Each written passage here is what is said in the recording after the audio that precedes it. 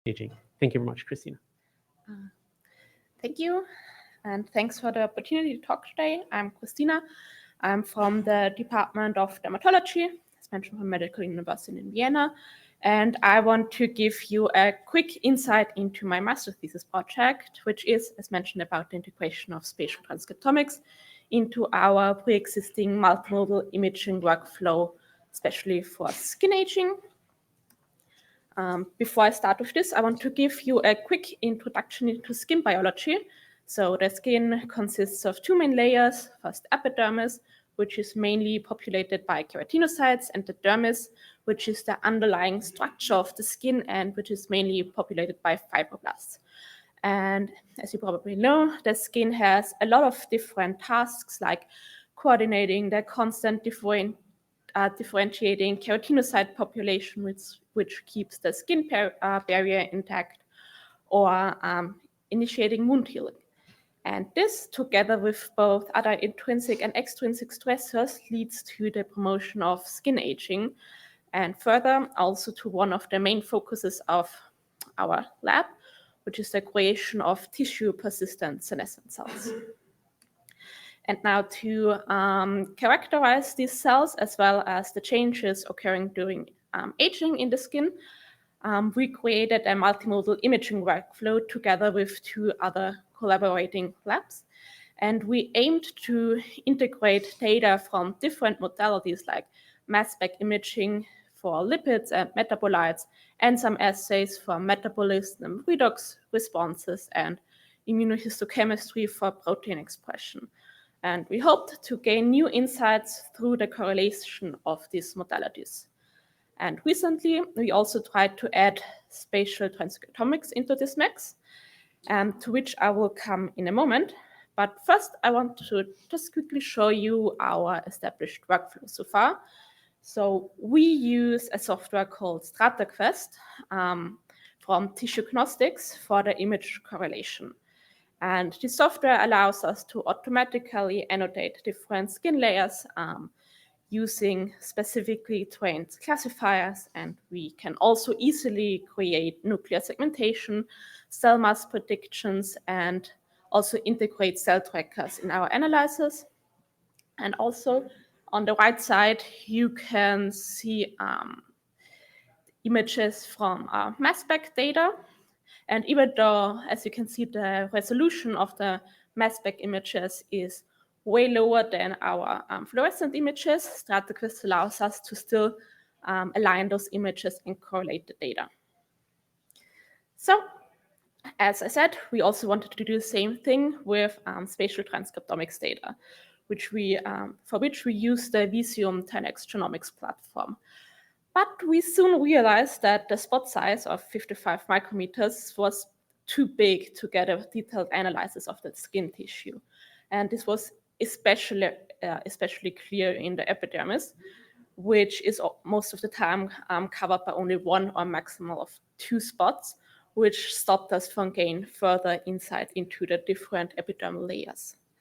And this is where my project comes in. I tried to solve this problem in a quite simple but still effective way.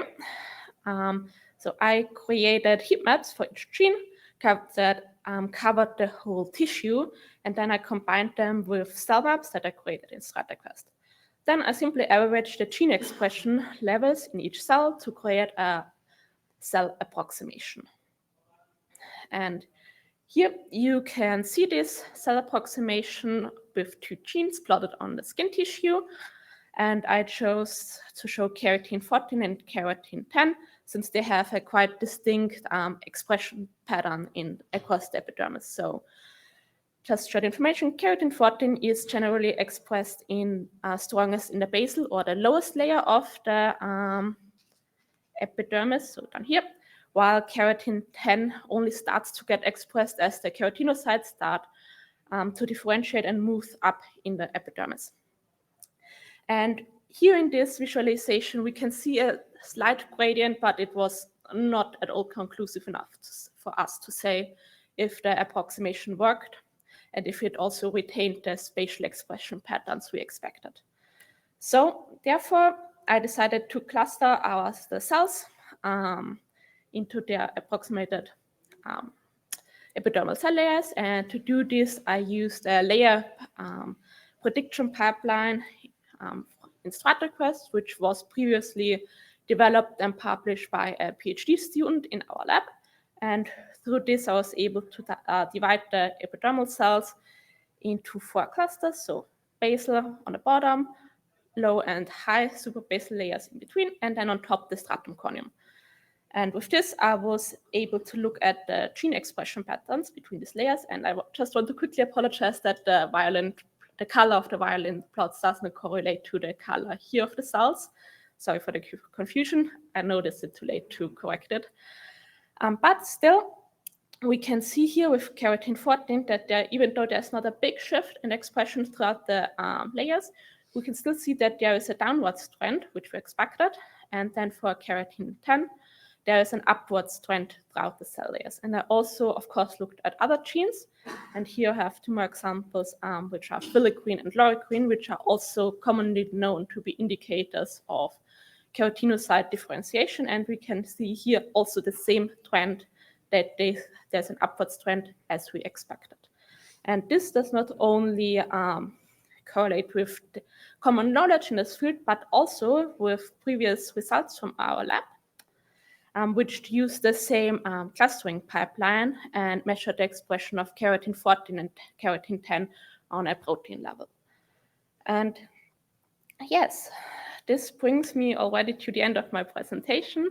And I wanted to thank the organizers of this track for giving me this opportunity. And I also want to thank my supervisor, Florian Gruber, for allowing me to come here and take this opportunity. And I want to especially highlight Christopher Kremslina, who is the before mentioned PhD student, who did a lot of the work in StratRequest and developed this pipeline. And finally, I also want to thank the other members of our lab, as well as our collaborator labs in the Christian Doppler laboratories, and also our industry sponsor, Chanel. So thank you for your attention.